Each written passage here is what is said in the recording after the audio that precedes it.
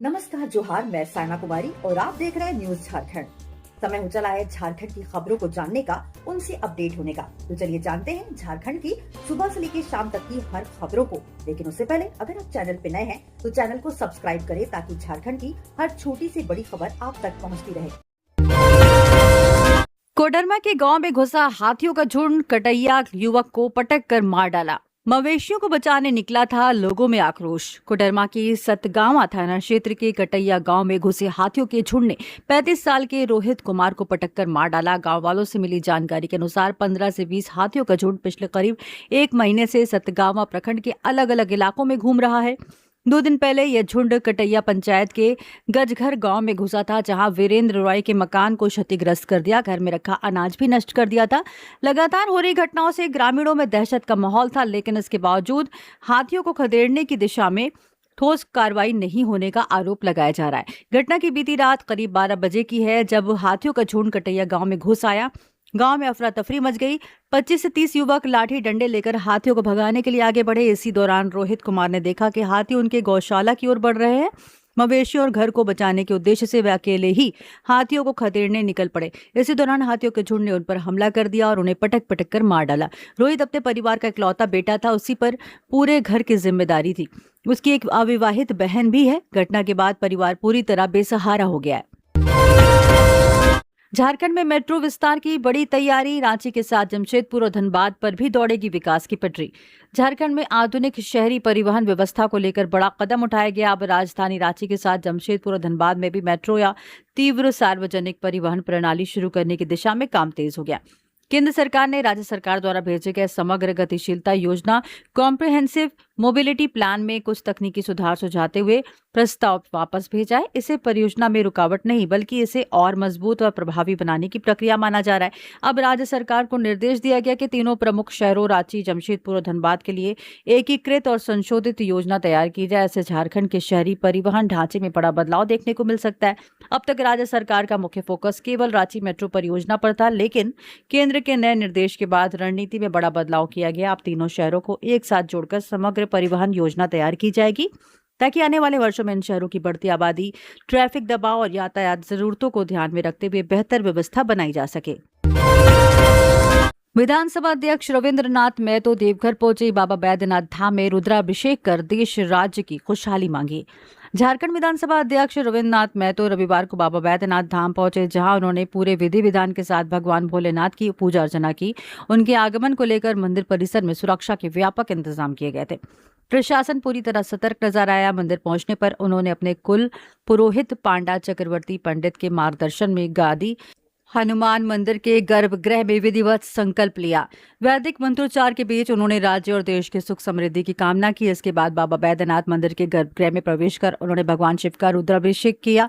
पूजा अर्चना के दौरान मंदिर परिसर में श्रद्धालुओं की भीड़ के बीच भक्ति का विशेष माहौल बना रहा। रुद्राभिषेक के बाद विधानसभा अध्यक्ष ने बाबा बैद्यनाथ और माता पार्वती की पारंपरिक गठबंधन पूजा भी संपन्न की।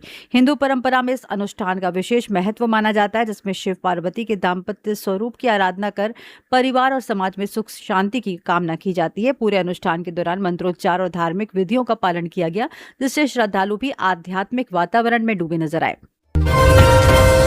चतरा संगरी घाटी में ट्रक पिकअप टक्कर, 5 घायल, 5 महीने की बच्ची सहित एक ही परिवार के घायल पलामू से लसलीगंज आ रहे थे।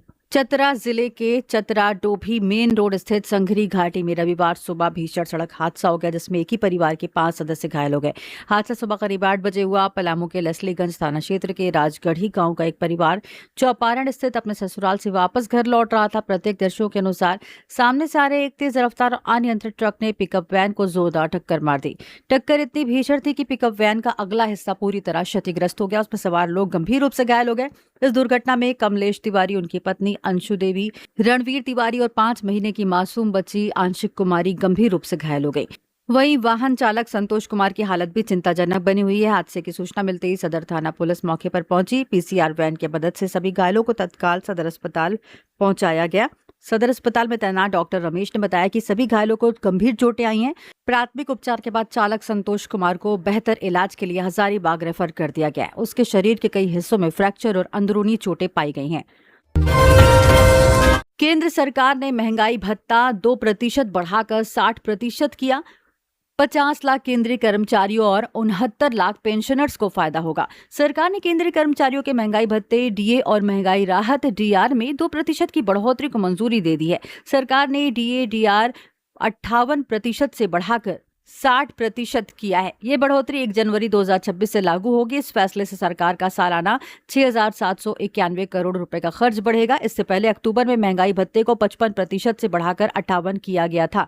पिछला रिवीजन 1 जुलाई 2025 से प्रभावी माना गया था, जिसका भुगतान एरियर के साथ किया गया था। प्रधानमंत्री नरेंद्र मोदी की अध्यक्षता में शनिवार को दिल्ली में हुई कैबिनेट बैठक में इसका ऐलान किया गया। इससे लगभग 50.5 लाख कर्मचारियों और 68.3 लाख पेंशनर्स को फायदा होगा। केंद्र सरकार साल में 2 बार जनवरी और जुलाई में महंगाई भत्ते डीए और महंगाई राहत डीआर में बदलाव करती है। इस फैसले से कर्मचारियों की मंथली सैलरी और पेंशनर्स की पेंशन में इजाफा होता है।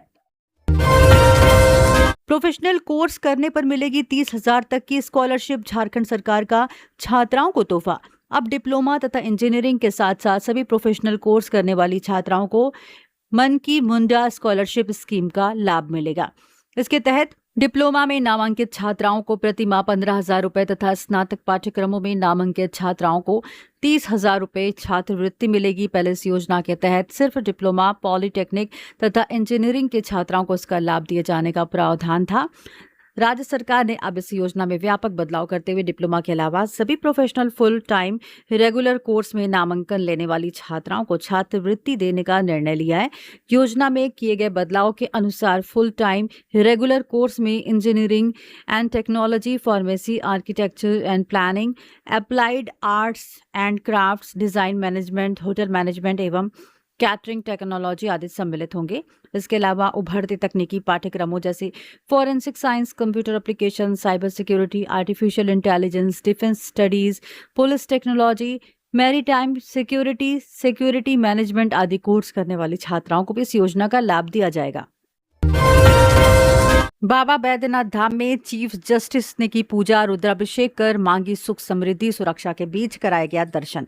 झारखंड उच्च न्यायालय के चीफ जस्टिस महेश शरद चंद्र सोनाक रविवार को बाबा बैद्यनाथ धाम पहुंचे, जहां उन्होंने अपने परिवार के साथ विधि विधान से भगवान भोलेनाथ की पूजा अर्चना की। उनके आगमन को लेकर मंदिर परिसर में सुरक्षा के कड़े इंतजाम किए गए थे। सुरक्षा एजेंसियों की निगरानी में उन्हें सीधे गर्भगृह तक ले जाया गया, जहां उन्होंने वैदिक रीति रिवाजों के अनुसार पूजा संपन्न की। इस दौरान मंदिर परिसर में श्रद्धालुओं की भीड़ को नियंत्रित करने के लिए विशेष व्यवस्था की गई थी, ताकि आम भक्तों को किसी प्रकार की परेशानी न हो। प्रशासन और पुलिस की सक्रियता से पूरा कार्यक्रम शांतिपूर्ण ढंग से संपन्न हुआ। गर्भगृह में प्रवेश करने के बाद चीफ जस्टिस ने भगवान शिव का विधिवत रुद्राभिषेक किया। वैदिक मंत्रोच्चार के बीच उन्होंने देश, राज्य और समाज की सुख शांति एवं समृद्धि के लिए प्रार्थना। गर्भगृह में प्रवेश करने के बाद चीफ जस्टिस ने भगवान शिव का विधिवत रुद्राभिषेक किया। वैदिक मंत्रोच्चार के बीच उन्होंने देश, राज्य और समाज की सुख शांति एवं समृद्धि के लिए प्रार्थना की। पूजा अर्चना के दौरान मंदिर परिसर पूरी तरह भक्तिमय माहौल में डूबा रहा। सारंडा में नक्सल विरोधी अभियान के दौरान जवान की मलेरिया से मौत। झारखंड के पश्चिमी सिंहभूम के सारंडा जंगल में चल रहे नक्सल विरोधी अभियान के दौरान नक्सलियों की गोलियां और आईईडी ही नहीं, मच्छर भी जवानों के लिए जानलेवा साबित हो रहे हैं। अभियान में शामिल असम निवासी एक जवान की मलेरिया से मौत हो गई। बीमार पड़ने पर उन्हें इलाज के लिए रांची ले जाया गया था, जहां अस्पताल में उपचार के दौरान उन्होंने दम तोड़ दिया। मिली जानकारी के अनुसार मृतक जवान की पहचान के आनंद सिंह के रूप में हुई। वे वर्तमान में सारंडा में नक्सल विरोधी अभियान में तैनात थी। सूत्रों के अनुसार अभियान के दौरान जवान को तेज बुखार आया। प्राथमिक जांच में मलेरिया की पुष्टि हुई। हालत बिगड़ने पर उन्हें एयरलिफ्ट कर रांची भेजा गया था। वहां इलाज के दौरान मलेरिया के कारण मल्टीपल ऑर्गन फेल हो गए और शनिवार को उनकी मौत हो गई। बताया जाता है कि सारंडा एक मलेरिया जोन है। यही कारण है कि सारंडा जैसे घने जंगलों में नक्सल अभियान के दौरान जवानों को नक्सलियों के अलावा बीमारियों से भी जूझना पड़ रहा है। रांची में राज्यपाल संतोष कुमार गंगवार ने चंद्रेश्वर की पुस्तक पुनर्नवा का किया लोकार्पण। राज्यपाल संतोष कुमार गंगवार ने आज लोक भवन रांची में चंद्रेश्वर द्वारा लिखित पुस्तक पुनर्नवा का लोकार्पण किया। राज्यपाल ने लेखक को इस कृति के लिए हार्दिक बधाई एवं शुभकामनाएं दी तथा आशा व्यक्त की कि यह पुस्तक पाठकों के लिए प्रेरणादायक एवं उपयोगी सिद्ध होगी। इस अवसर पर झारखंड विधानसभा सदस्य सीपी सिंह, पूर्व लोकसभा सांसद रविंद्र रॉय, पूर्व राज्यसभा सांसद अजय मारू सहित अनेक गणमान्य व्यक्ति उपस्थित थे। बोकारो थर्मल में प्लांट का गेट तोड़ मालगाड़ी ने स्कॉर्पियो को आधा किलोमीटर तक घसीटा। चालक ने कूदकर बचाई जान।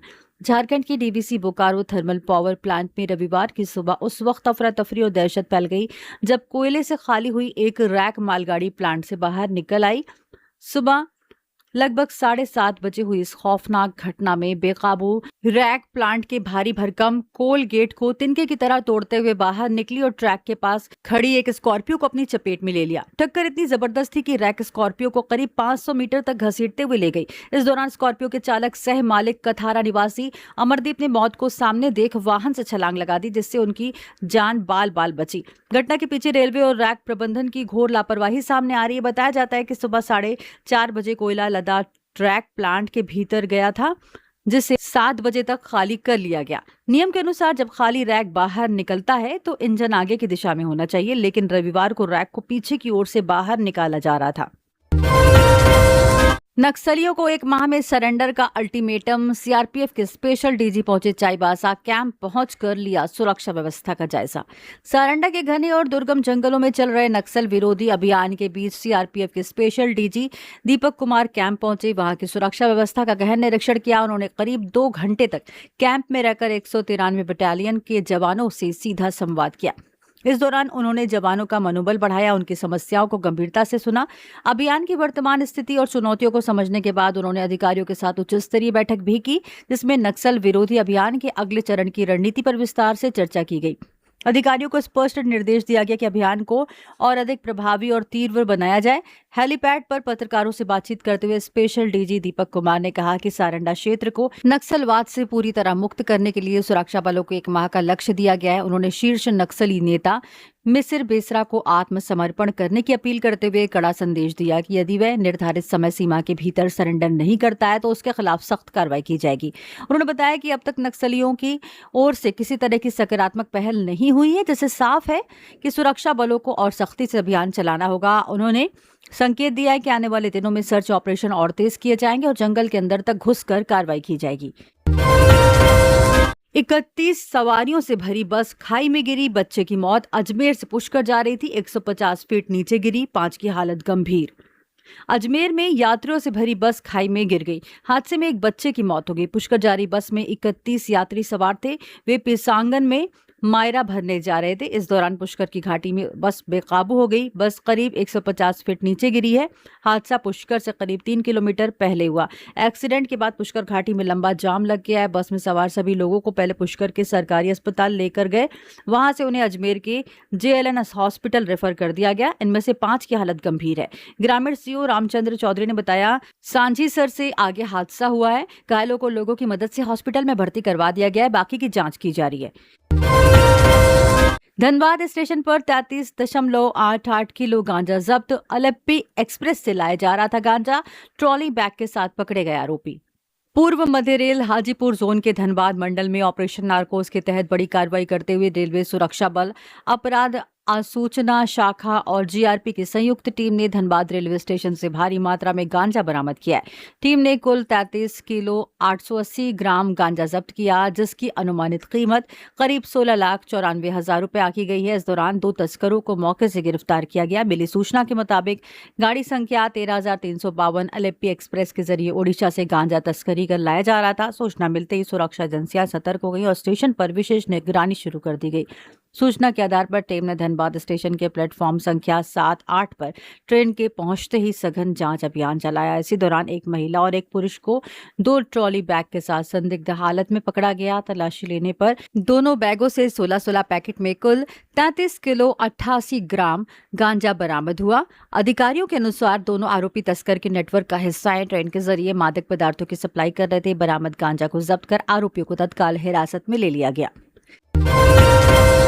झारखंड की सड़कों की हालत चिंताजनक। देवघर पूजा करने आए बिहार विधानसभा अध्यक्ष, कहा सड़क व्यवस्था पर ध्यान देने की जरूरत। बिहार विधानसभा अध्यक्ष प्रेम कुमार रविवार को अपने परिवार के साथ बाबा बैद्यनाथ धाम पहुंचे, जहां उन्होंने भगवान भोलेनाथ की विधि विधान से पूजा अर्चना की। उनके आगमन को लेकर मंदिर परिसर में सुरक्षा के विशेष इंतजाम किए गए थे। प्रशासन की निगरानी में उन्हें सीधे मंदिर के गर्भगृह तक ले जाया गया। जहां वैदिक मंत्रोच्चार के बीच उन्होंने भगवान शिव का जलाभिषेक किया। इसी दौरान अपने परिवार, बिहार सहित पूरे देश की सुख समृद्धि और शांति के लिए प्रार्थना की। मंदिर परिसर में इस दौरान भक्तिमय माहौल बना रहा। श्रद्धालुओं की भीड़ को नियंत्रित करने के लिए प्रशासन पूरी तरह सक्रिय दिखा।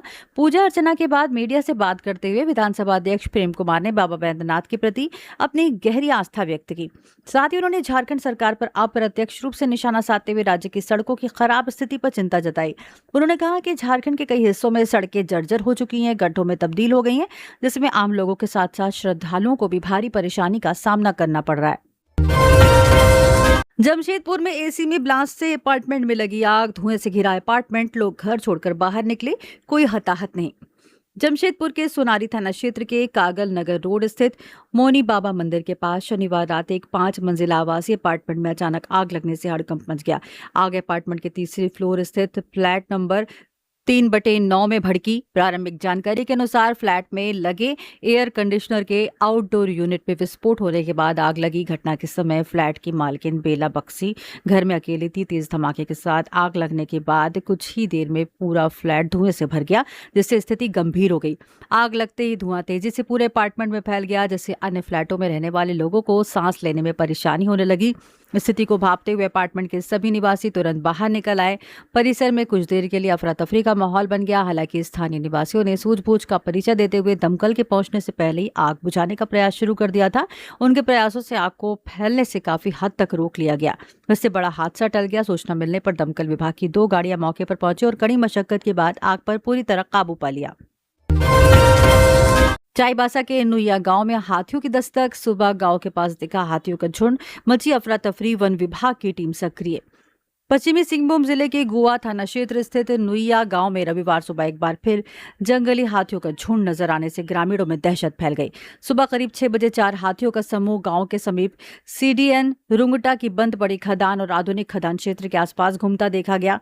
अचानक हाथियों की मौजूदगी की खबर मिलते ही गांव में अफरा तफरी का माहौल बन गया। ग्रामीण अपने घरों से बाहर निकलने में भी डर महसूस करने लगे। बताया जा रहा है कि यह इलाका हाथियों के पारंपरिक मार्ग यानी कॉरिडोर में आता है, जिसके कारण यहां उनकी आवाजाही लगातार बनी रहती है। घटना की सूचना मिलते ही ग्रामीणों ने तुरंत वन विभाग को अवगत कराया। इसके बाद गुआ वन विभाग की टीम मौके पर पहुंची और हाथियों की गतिविधियों पर नजर रखते हुए उन्हें सुरक्षित तरीके से जंगल की ओर खदेड़ने का प्रयास शुरू किया गया।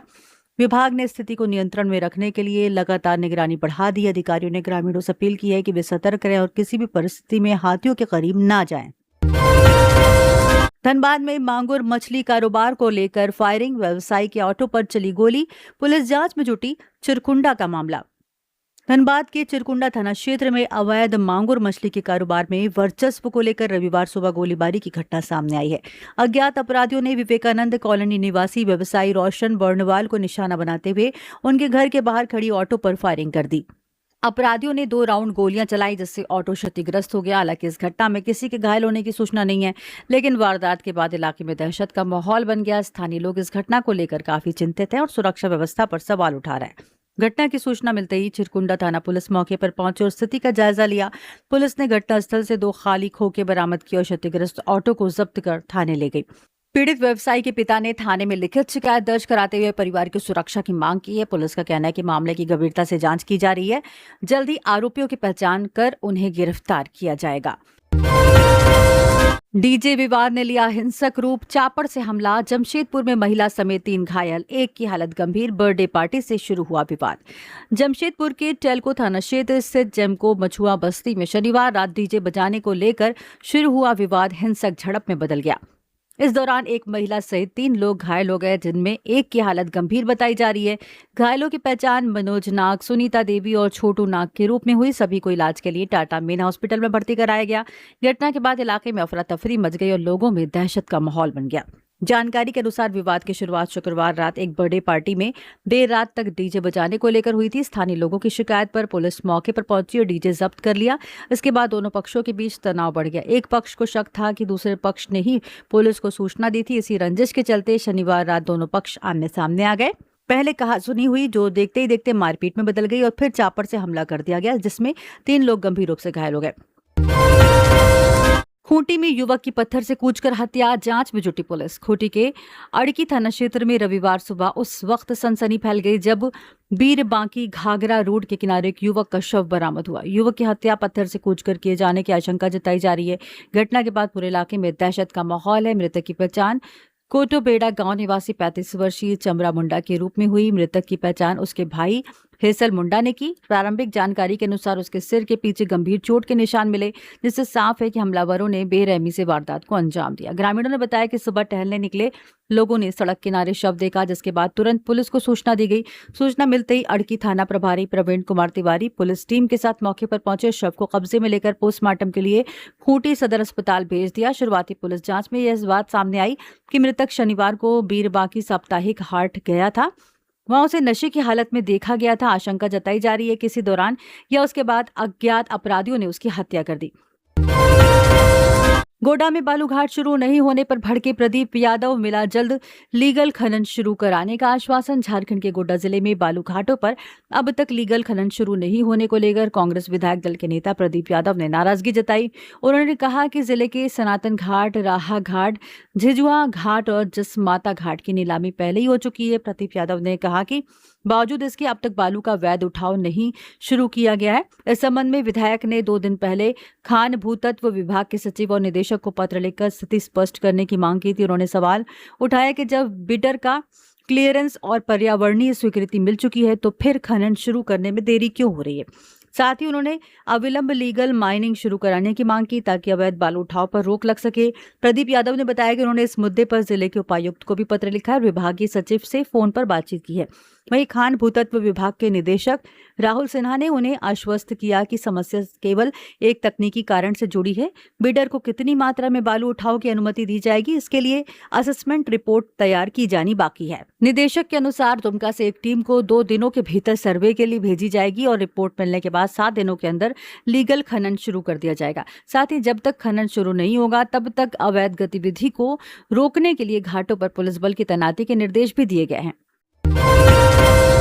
मध्य प्रदेश के सिंगरौली में बैंक लूटने के बाद अपराधियों ने गढ़वा में खरीदे फोन, मोबाइल शोरूम में एमपी पुलिस ने जांच की। मध्य प्रदेश के सिंगरौली में बैंक ऑफ महाराष्ट्र में हुई बड़ी लूटकांड की जांच का दायरा अब झारखंड के गढ़वा तक फैल गया।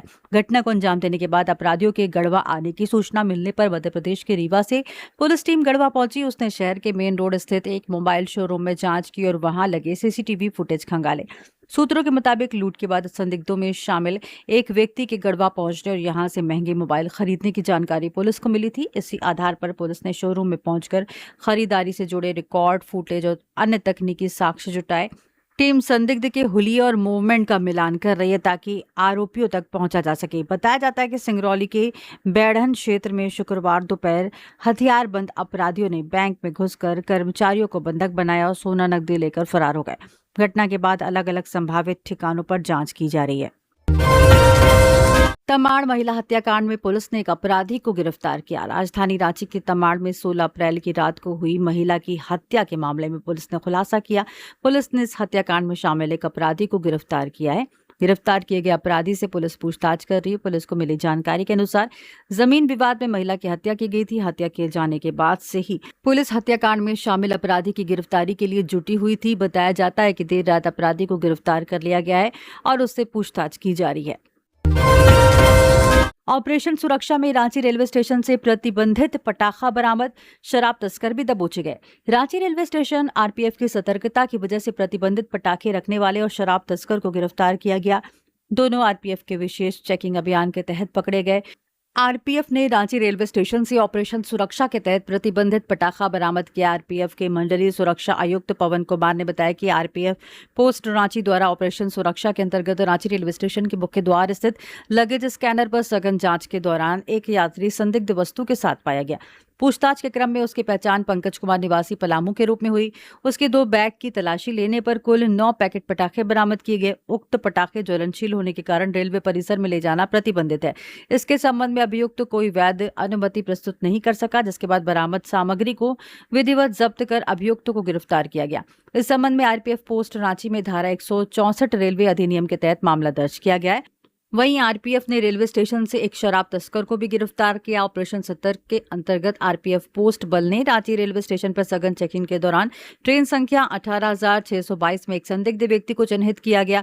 जांच के क्रम में उक्त व्यक्ति के बैग की तलाशी लेने पर कुल 17 बोतल अवैध शराब बरामद की गई।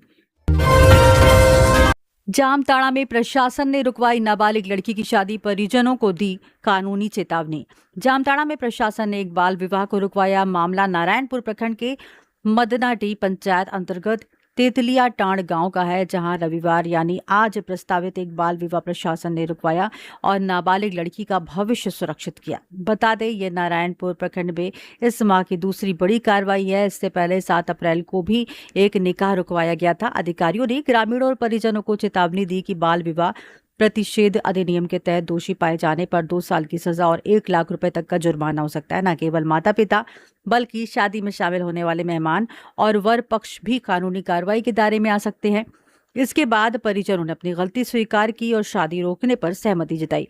अधिकारियों ने बताया कि कम उम्र में विवाह से लड़कियों के शारीरिक और मानसिक स्वास्थ्य पर घातक प्रभाव पड़ता है। प्रशासन ने अपील की कि बाल विवाह, बाल श्रम या बाल मजदूरी जैसे मामलों की सूचना तुरंत साझा करें। दुबई के अजमान से दबोचा गया प्रिंस खान का करीबी सैफी उर्फ मेजर, कोलकाता एयरपोर्ट पर पूछताछ। फरार अपराधी प्रिंस खान के करीबी गुरगेज सैफी उर्फ मेजर को पुलिस ने आखिरकार गिरफ्तार कर लिया है। उसे दुबई के अजमान से पकड़े जाने के बाद भारत लाया गया। जानकारी के अनुसार कोलकाता एयरपोर्ट पर उससे पूछताछ की जा रही है। बताया जा रहा है कि सैफी उर्फ मेजर प्रिंस खान के निर्देश पर लोगों को धमकी भरे ऑडियो और वीडियो भेजता था। वह गिरोह की गतिविधियों को संचालित करने में अहम भूमिका निभाता था। धनबाद पुलिस की इस कार्रवाई को बड़ी सफलता माना जा रहा है। लगातार हो रही पुलिस कार्रवाई से पहले ही कमजोर पड़ चुके प्रिंस खान गिरोह को इस गिरफ्तारी से बड़ा झटका लगा है। पुलिस को उम्मीद है कि सैफी से पूछताछ के दौरान गिरोह से जुड़े कई अहम सुराग मिल सकते हैं। वहीं यह भी कयास लगाया जा रहा है कि प्रिंस खान को भी जल्द गिरफ्तार किया जा सकता है। ईंट भट्टा कारोबारी विजय साहू से उग्रवादी संगठन ने मांगी रंगदारी एफआईआर। राजधानी रांची की ओर मांझी थाना इलाके में ईंट भट्टा कारोबारी विजय साहू से रंगदारी मांगे जाने की खबर है। रंगदारी उग्रवादी संगठन टीएसपीसी के नाम से मांगी गई है। रंगदारी नहीं देने पर फौजी कार्रवाई करने की धमकी दी गई है। इस मामले में ओरमांझी थाने में एफआईआर दर्ज कराई गई है। एफआईआर में कहा गया है कि रंगदारी मांगने वाले ने कहा है कि यदि 10 लाख की रंगदारी नहीं दोगे तो इलाके में काम करना मुश्किल हो जाएगा। पुलिस एफआईआर दर्ज कर जांच में जुट गई है। संबंध में ओरमांझी थानेदार शशि भूषण चौधरी ने बताया कि यह मामला 2 दिन पहले का है। पुलिस ने एफआईआर दर्ज की है। रंगदारी की मांग उग्रवादी संगठन ने की है। फिलहाल इस पूरे मामले की जांच की जा रही है।